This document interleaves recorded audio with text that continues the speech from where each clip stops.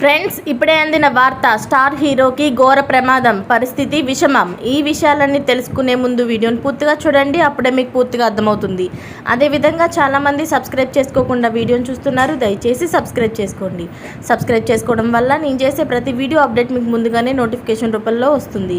అదేవిధంగా లైక్ చేయడం మర్చిపోతున్నారు, దయచేసి లైక్ చేయండి.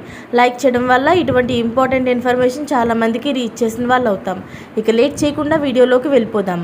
మెగా కుటుంబానికి చెందిన సినీ నటుడు సాయి ధరమ్ తేజ్పై కొందరు దుండగులు దాడికి ప్రయత్నించారు.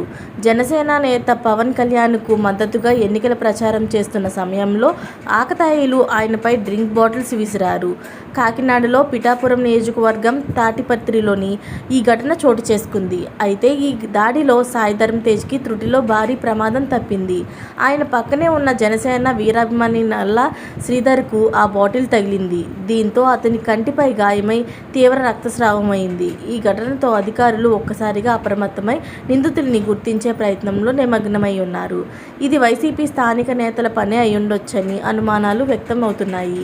అంతకు ముందు కూడా సాయి ధరమ్ తేజ్ రోడ్ షోలో భాగంగా తాటిపత్రి నుంచి చిన్నజగ్గంపేట వెళ్తున్న సమయంలోనూ వైసీపీ శ్రేణులు కవ్వింపు చర్యలు పాల్పడ్డారు. బాణసంచా బాంబులు వేస్తూ హల్చల్ చేశారు.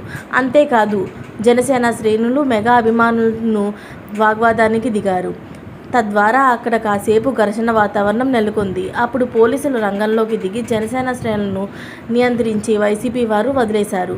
ఇలాంటి అప్డేట్స్ అన్నీ మీరు ముందుగానే పొందాలి అనుకుంటే ఛానల్ని సబ్స్క్రైబ్ చేసుకోండి. అలాగే పక్కనే ఉన్న గంట సింబల్ని క్లిక్ చేయడం మర్చిపోకండి. Thanks for watching friends.